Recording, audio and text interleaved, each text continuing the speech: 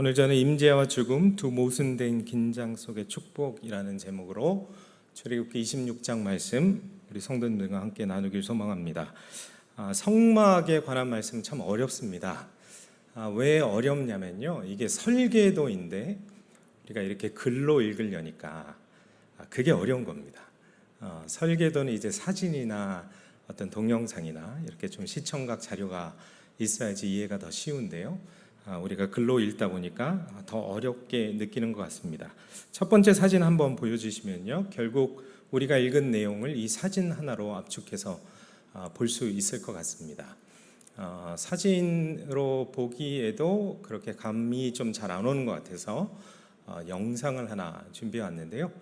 이스라엘에서는 이 1대1의 비율로 예전에 성경에 기록되어 있는 이 성막의 모습을 그대로 재현해 놓은 곳이 있다라고 합니다.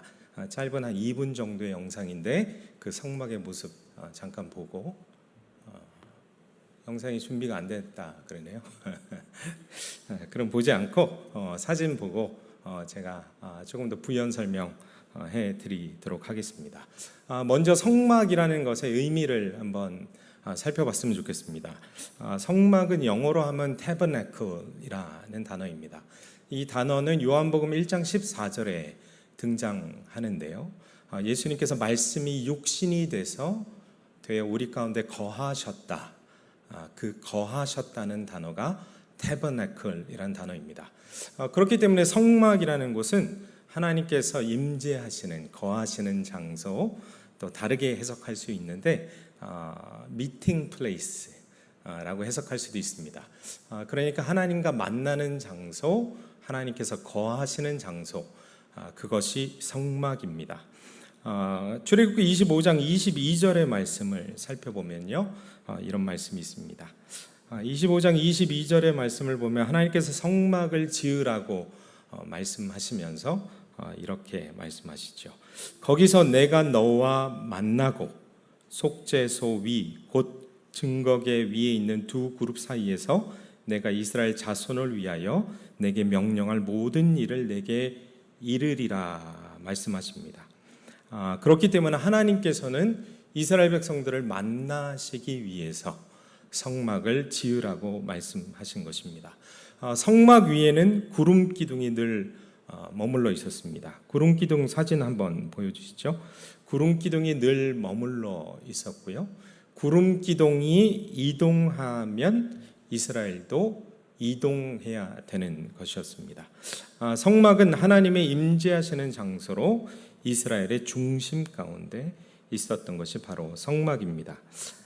어떤 사진을 보여주시냐면요, 6번 사진을 한번 보여주시겠습니까?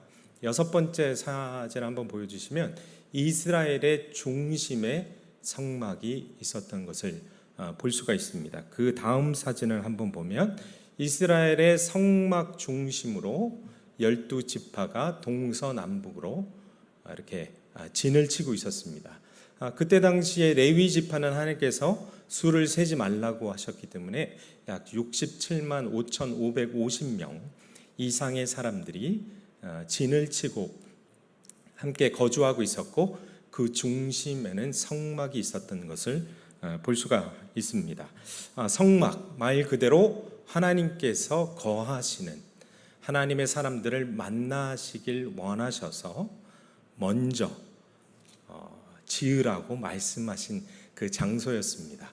이스라엘 백성들이 하나님을 만나길 원해서 그들이 사모하는 마음을 가지고 성막을 짓길 원했던 것이 아니고요, 하나님께서 이스라엘 백성들을 너무 만나고 싶으셔서 그들에게 성막을 지으라고 말씀하시는 것이었습니다. 그 만남을 통해서 사귐을 갖길 원하시는 하나님. 예배란 무엇인가? 우리가 생각해 봤을 때 창세기 처음부터 요한계시록 마지막 장까지 예배에 대한 기록이 참 많이 우리에게 남겨져 있습니다.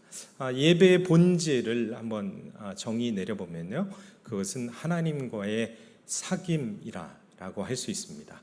그렇게 다시 한번 하나님과 그의 백성들과의 사귐을 원하셨던 하나님, 진심으로 그의 백성들을 사랑하셔서 그들을 만나시길 원하셨던 하나님이었습니다. 그러나 완전하신 거룩하신 하나님과 이미 죄로 물든 타락한 백성들과 만나는 것에는 한 가지 좀 문제점이 있었습니다. 가까이 하기에는 너무나 먼 당신처럼 하나님은 이스라엘 백성들이 죄 가운데 거하고 있었기 때문에 죄와 전혀 조금 더 합하실 수 없었던 하나님께서 이스라엘을 만나면 이스라엘은 죽음을 당할 수밖에 없었습니다. 그렇기 때문에 하나님과 만나면 인간은 죽게 돼 있었습니다. 하나님께서는 사귐을 원하셨고 다시 이들을 만나 사랑의 관계 가운데 언약을 맺고 그 관계를 회복하고 싶으셨는데 인간의 범죄로 말미암아 지속적인 불순종으로 만남이 가능하지 않게 된 것이었죠. 예전에 한 영화를 우연히 봤던 기억이 있습니다. 어렸을 때는 참 로맨스 영화를 많이 좋아했었는데 이제 나이 드니까 로맨스 영화가 그냥 그렇더라고요. 어렸을 때 좋아했던 그 로맨스 영화 중에 하나가 한 남자가 한 여자에게 깊은 사랑에 빠졌습니다. 이 남자가 거부할 수 없는 운명을 이 여자에게 느꼈던 것이죠. 그래서 구애를 하기 시작합니다. 그런데 중세 시대의 배경을 가지고 있었던 외국 영화였는데 그런데 이제 신분에 좀 차이가 있었습니다. 남자는 귀족 집안 사람이었고 여자는 그 집안의 하녀, 종의 신분을 가지고 있었죠. 그렇기 때문에 이 여자는 이 남자와 사랑을 하게 되면 그 집안 사람들로부터 어떤 처벌을 받게 될지 정확히 알고 있었습니다. 그래서 그 여자는 사랑을 선택할 마음을 접습니다. 그렇지만 이 남자는 너무 운명 같은 사랑을 그 여인에게 느꼈기 때문에 도저히 이 여인을 포기할 수 없어서 그와 결혼하기 위해서 사랑의 관계를 유지하기 위해서 그 여인에게 신분을 상승시켜주기 위해서 뭔가 수단과 방법을 다 가리지 않고 사랑을 이루려고 하는 그런 애절한 사랑의 이야기였습니다. 그런 사랑의 애절한 스토리가 성경 전반에 기록이 되어 있습니다. 하나님께서 이 애절한 사랑을 가지고 그의 백성들과 사귐을 갖길 원하시고 도저히 극복할 수 없는 신분의 차이 그리고 도저히 섞일 수 없는 그런 거룩하신 하나님과 죄 많은 인간 사이의 관계를 해결하시기 위해서 하나님께서 정말로 노력하시는 부분들이 성경이 너무 많이 나와 있습니다. 그래서 그들을 건져낼 계획을 펼치시는 거죠. 그래서 성막을 만드신 목적이 또 출애굽기 29장 45절 46절에 명확하게 드러나는데요. 그 말씀을 잠깐 한번 봤으면 좋겠습니다. 출애굽기 29장 45절 46절에는 이렇게 말씀이 적혀 있습니다. 내가 이스라엘 자손 중에 거하여 그들의 하나님이 되리니 그들은 내가 그들의 하나님 여호와로서 그들 중에 거하려고 그들을 애굽 땅에서 인도하여 낸 줄 알리라. 나는 그들의 하나님 여호와니라. 자, 이스라엘 백성들을 출애굽시키신 이유가 바로 그들과 함께 거하시기 위해서, 사귐을 갖기 위해서, 예배를 회복시키시기 위해서. 예배의 본질이 하나님과의 사귐이라고 말씀드렸죠. 그래서 출애굽시키시고 그들 가운데 거하시고 사귐을 갖기 위해서 지금 성막을 만들라고 말씀하신 것입니다. 그렇기 때문에 하나님께서 먼저 모세에게 성막을 지을 것을 명하십니다. 하나님께서는 멀리 초월적으로만 존재하셔서 그냥 가만히 이 백성들이 어떻게 행하나 지켜보기만 하는 분이 아니심을 이를 통해서 우리는 알 수 있습니다. 하나님의 선행적인 은총으로 성막이 시작됐습니다. 성막과 예배를 알면 알수록 이 하나님의 깊으신 사랑에 어찌 감탄하지 않을 수 있겠습니까? 그렇기 때문에 이 성막은 참 우리가 공부하기에 참 좋은, 참 은혜가 넘치는 그런 말씀인 것 같습니다. 성막을 지으라고 하신 이유에 대해서 먼저 조금 더 깊이 살펴봤으면 좋겠습니다. 출애굽한 이스라엘이 3개월간의 광야의 여정이 끝난 후에 시내산에 도착합니다. 하나님께서는 이스라엘과 언약을 맺길 원하시죠. 여러분 이 언약에 대해서 잘 알고 계실 것입니다. 이 언약이라는 것은 다른 어떤 언약의 모습이 아니었고 사랑의 관계 가운데 약혼, 결혼 서약과 같은 언약이었습니다. 그렇기 때문에 나는 너희들의 하나님이 되고 너희는 나의 백성이 될 것이다 라는 문장으로 계속해서 이 언약을 확증하시는 하나님을 우리가 쉽게 찾아볼 수 있습니다. 그 말을 쉽게 표현하자면 이런 것입니다. 내가 너희들의 것이고 마찬가지로 너희도 나의 것이다 라는 말씀입니다.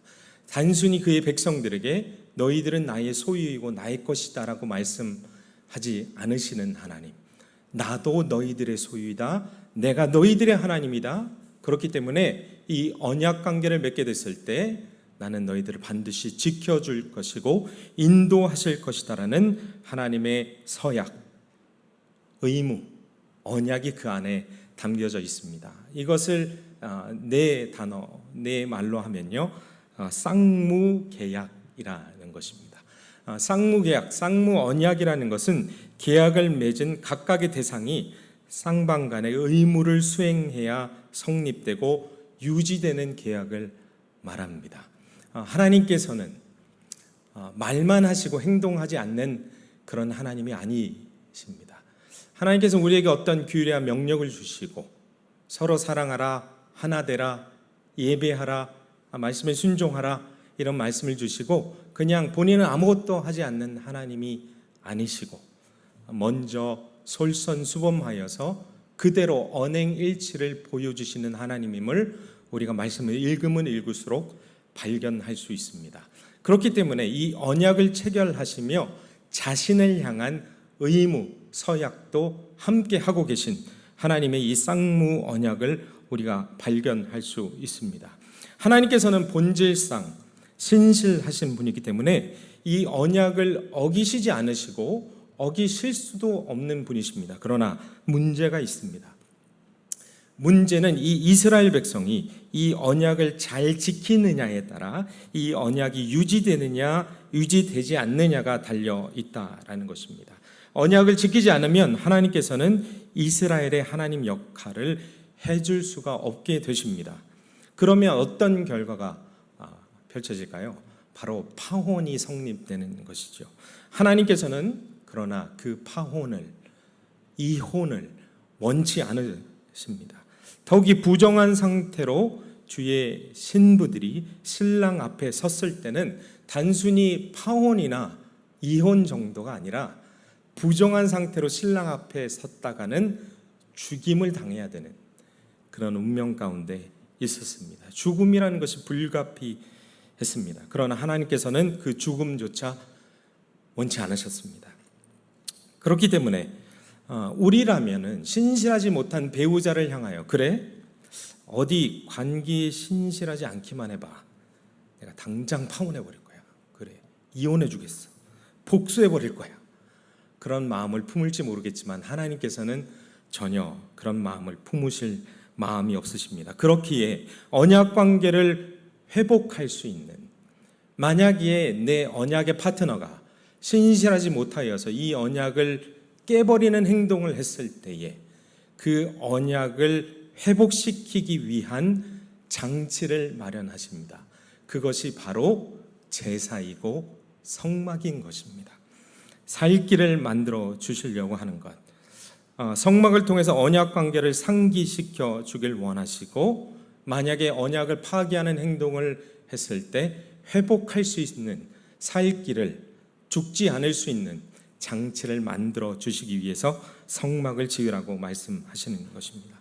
그렇기 때문에 출애굽기 19장에서 하나님께서 시내산 언약을 주시고 출애굽기 20장에서 십계명을 통해 언약을 어떻게 잘 유지할 수 있는지, 잘 지킬 수 있는지 자세한 지침을 주시며 충분히 이해되도록 가르침을 주시는 것입니다. 그렇기 때문에 여러분 기억나시는지 모르겠지만 제가 출애굽기 20장 십계명 설교를 했을 때 십계명은 단순히 율법을 주시고 이것을 지키냐 마느냐의 문제가 아니라 언약에 관계된 것이다. 제가 그토록 강조해서 설명드렸던 것입니다.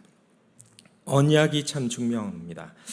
그렇기 때문에 하나님께서는요, 그냥 언약을 세우는 것만으로 충분할 수 있는데 인간의 연약함과 불완전함과 악함을 아시는 하나님께서 언약 관계를 깰 경우 회복할 수 있는 장치로 성막을 만들라고 명하신 것입니다. 그 분량이 출애굽기에만 25장부터 40장까지 적혀져 있습니다. 매우 자세하게 정확하게 반복하여서 설명해 주십니다.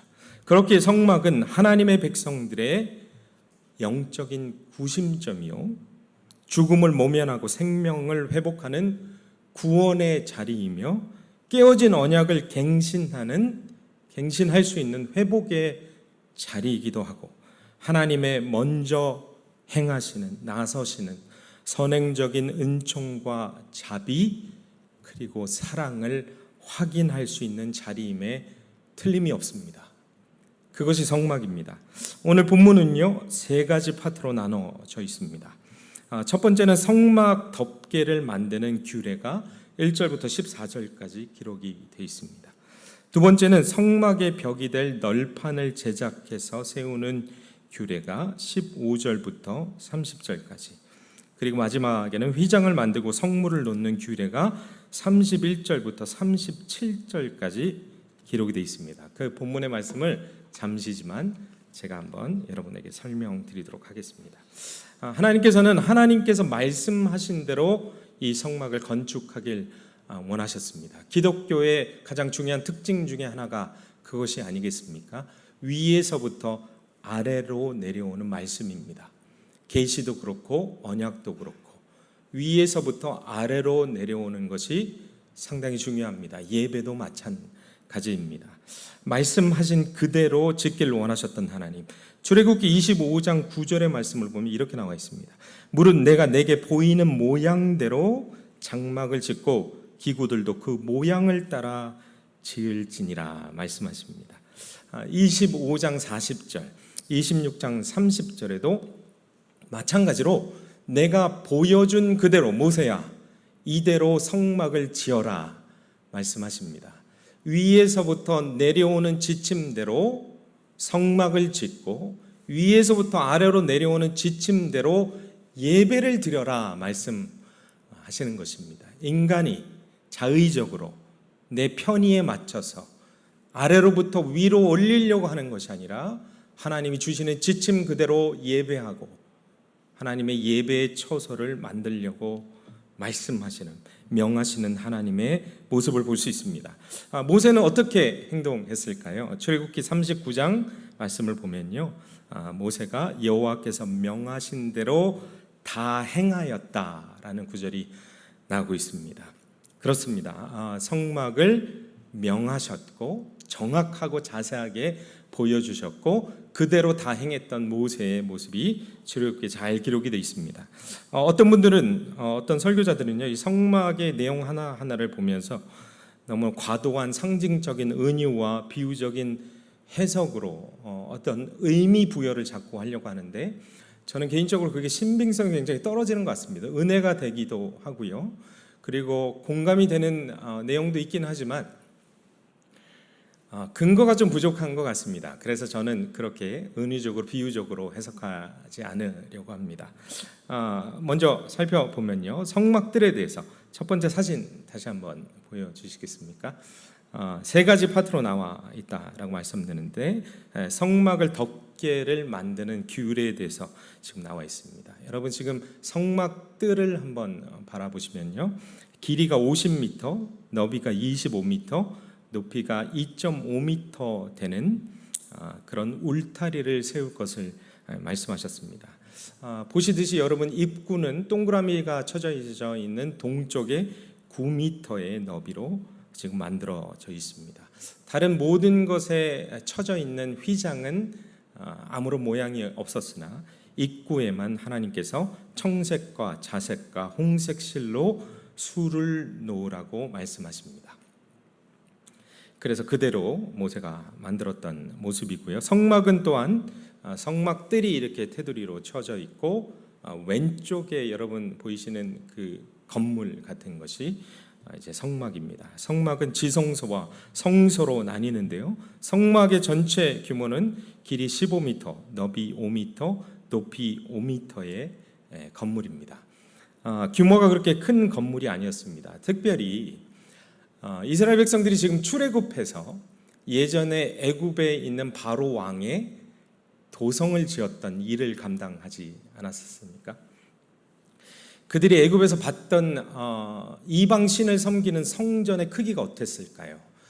지금 눈앞에 보이는 성막과 비교가 안 될 정도로 호화롭고 큰 건물이었던 것을 볼 수 있습니다. 그런데 어떻게 하나님께서 온 우주를 창조하신 만유의 주께서 하나님이 거하실 성막을 만들라고 하셨는데 이렇게 초라한 모습으로 만들라고 하셨던 걸까요? 저는 설교를 준비하면서 이런 말이 생각났습니다. 내 자체가 명품인 사람은 명품으로 나를 화려하게 할 필요가 없다. 원빈은 누더기 같은 옷을 입어도 명품처럼 보이는데 나는 최고급 옷을 입어도 누더기처럼 보이는 이유는 무엇일까? 이런 거 있지 않습니까? 즉 하나님께서는 자신을 빛나게 하기 위해서 어떤 건물의 수려함과 화려함의 서포트가 전혀 필요하지 않으셨던 것입니다. 장소에 특별한 가치가 있는 것이 아니라 하나님께서 그곳에 임재하시기 때문에 성막이 특별해지는 것이겠지요. 저는 예전에 어떤 장소를 좀 예배했던 오류에 빠졌던 기억이 있습니다. 트레몬트 교회 사진 한번 보여주시면요. 제가 보스턴에서 있는 동안에 잠시 굉장히 역사적으로 중요한 교회였습니다. 이 교회에서 수개월 동안 인턴 사역을 했던 적이 있습니다. 너무나 역사적으로도 중요한 건물이었고 역사적인 기록과 부흥의 역사가 기록된 곳이었죠. 건물 내부로 들어가면 건물 내부가 이렇게 생겼습니다. 가운데 파이프 오르간이 보이고, 여러분 혹시 오르겐 연주자, 우리 고유진 집사님 여기서 연주하시지만 저기서는 이 중간에서 연주합니다. 저기 오르간 연주자가 앉는 자리가 빨간색 콰이어 위쪽에 있는데요. 건물이 너무너무 멋있습니다.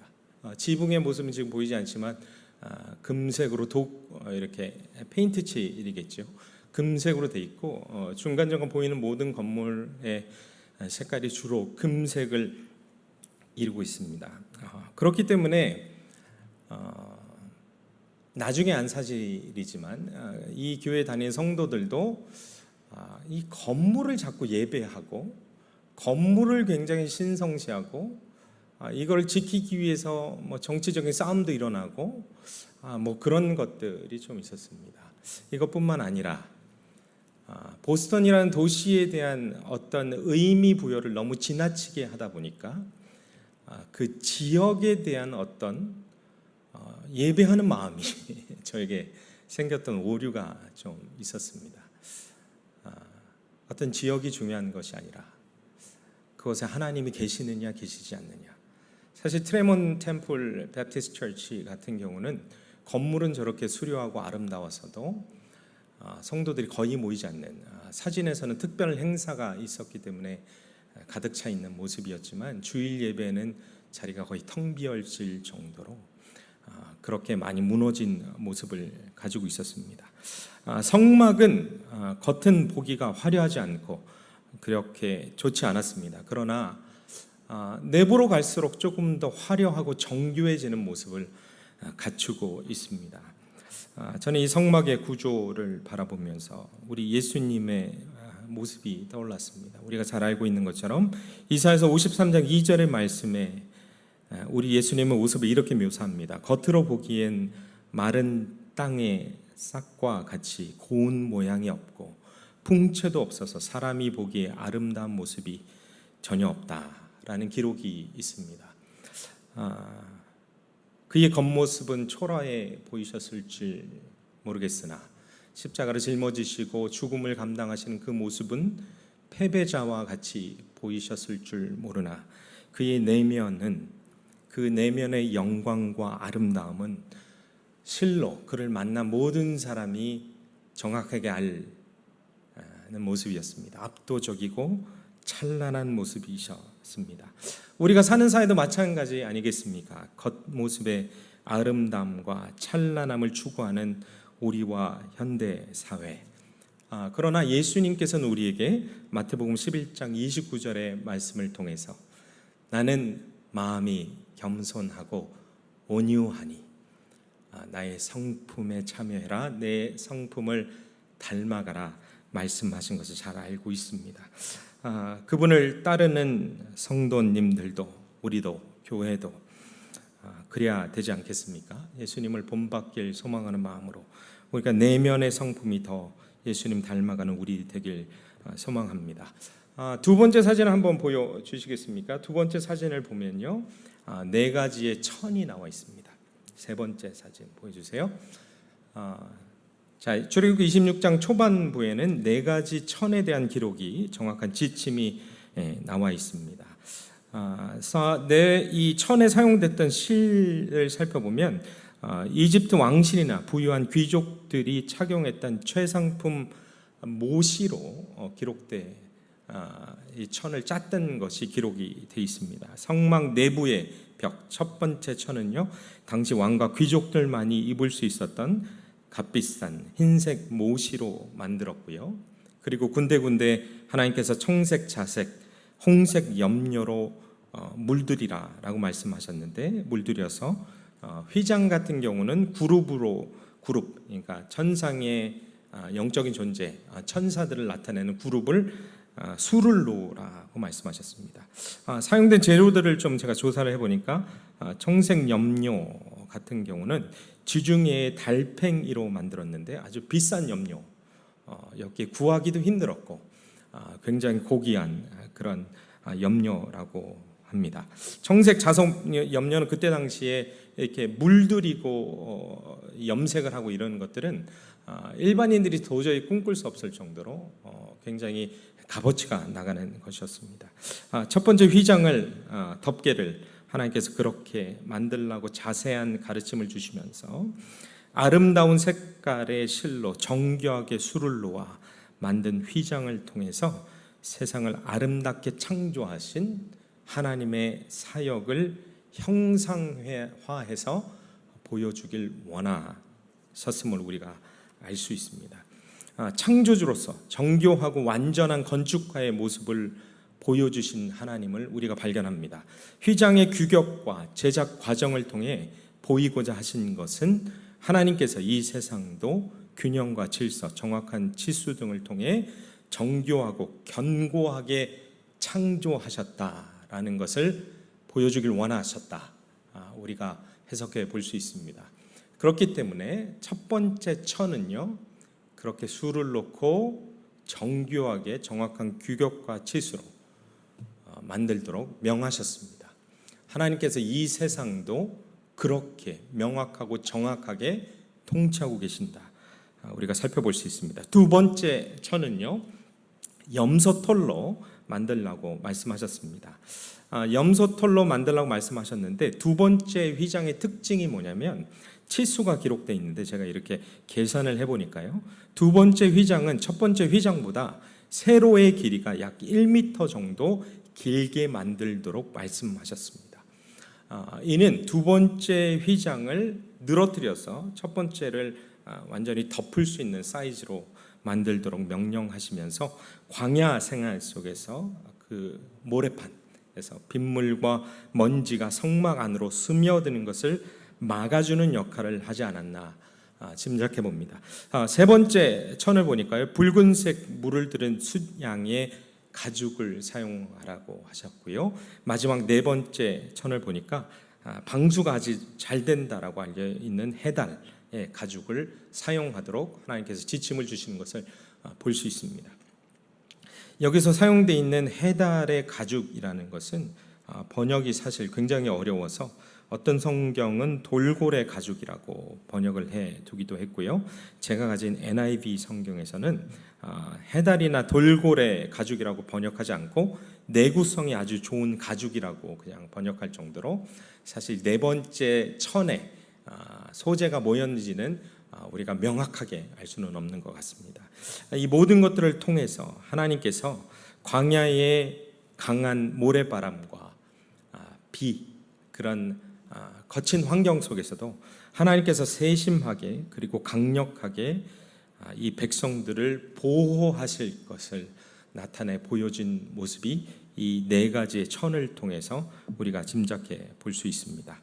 두 번째는요, 성막의 벽이 될 널판을 제작하는 규례가 기록이 되었는데요. 거기에는 조각목이 아주 많이 등장합니다. 15절부터 30절까지 기록이 되어 있는데요. 이 조각목이라는 것은 아카시아 나무를 뜻합니다. 시띠 나무라고 시딤 나무라고 성경 기록하기도 하는데요. 아카시아 나무입니다.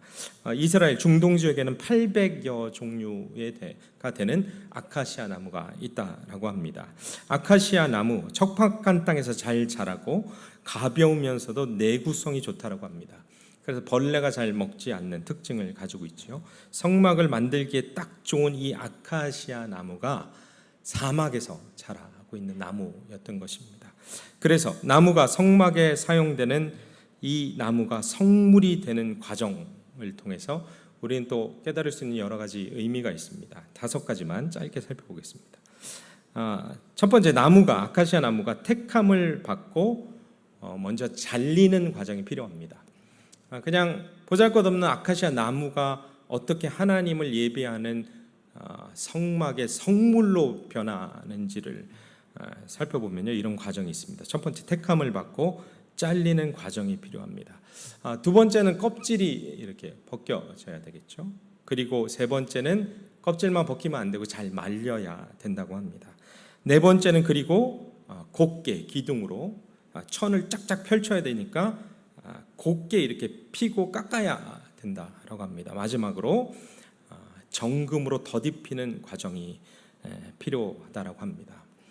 이 모습을 통해서 이 과정을 설명하는 그런 영상을 보면서 저는 그리스도인들이 어떻게 주님 앞에 나아가기 위해서 이런 조각목과 같이 보잘것없는 우리를 택하셔서 거룩한 하나님 백성 삼으실 때는 이런 조각목과 같이 깎여지고 잘려지고 우리의 모습이 그리스도로 옷을 입어서 정금과 같이 정결케 주님 앞에 나아가는 그런 모든 과정들이 동일하게 필요함을 바라보는 계기로 삼았습니다. 그렇기 때문에 이 모든 과정을 통해서 하나님께서는 정말 우리에게 주고자 하는 많은 교훈이 있음을 살펴봅니다. 말씀의 결론을 좀 짓겠습니다. 준비한 많은 말씀이 있지만 결론을 좀 짓겠습니다. 성경학자인 브레버드 차일즈라는 사람이요, 이 성막을 짓기 위해서 거의 모든 것들을 금으로 도금하거나 금으로 완전하게 성물들을 제작하고 만드는 이 과정을 통해서 오늘날의 잣대로 한번 측정을 해봤다고 합니다.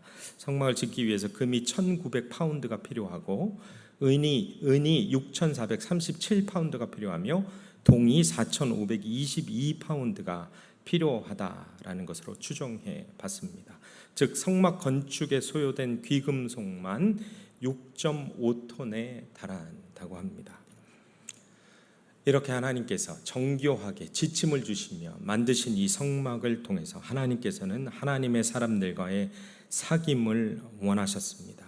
이 사귐을 통해서 하나님께서 그들의 하나님이 되시고 그들은 나의 백성이 된다라는 메시지를 통해서 우리와 하나님의 백성들과의 사귐을, 관계를, 사랑의 관계를 회복하길 원하셨던 것이었습니다.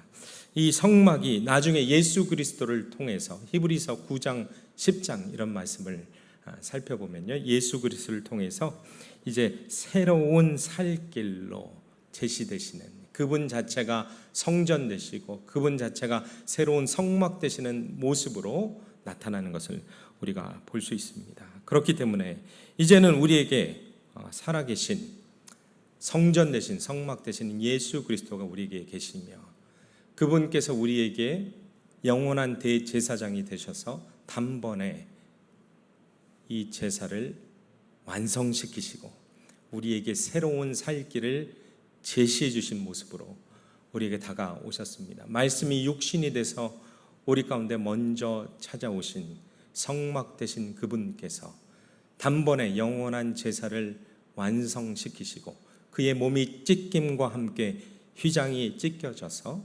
이제는 새로운 살 길을 제시하시며 우리와 영원토록 이 사귐의 관계 가운데 있길 소망하시는 그 사랑을 증명해 보이셨습니다. 그 사랑 가운데 우리가 어찌 반응하지 않을 수 있겠습니까? 예배라는 것은 자기 부인이 일어나지 않으면 참된 예배란 없습니다.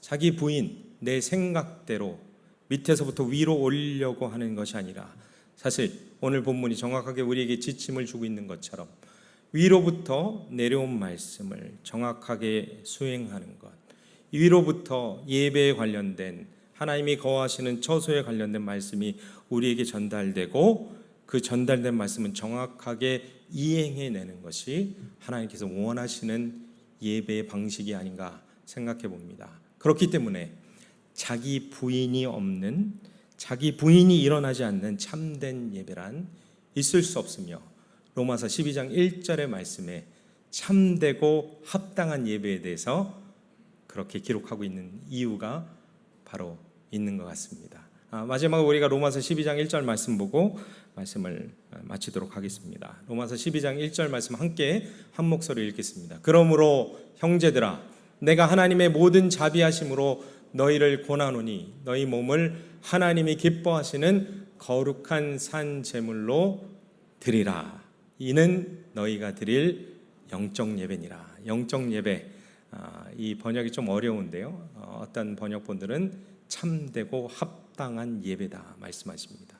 이 말씀이 정확하게 우리에게 지침 주고 있는 것처럼 자기 부인이 일어난 예배, 예수 그리스도께서 그의 몸을 드리심과 같이 우리의 몸을, 우리의 삶을 주님 앞에 드리는 예배야말로 참되고 하나님께서 받으시긴 합당한 예배인 줄로 믿습니다. 그렇게 주님 앞에 자기를 부인하고 자기 십자가를 지고 주님을 따르기로 작정하시는 우리 성도님들 되시기를 예수님의 이름으로 축복합니다. 아멘.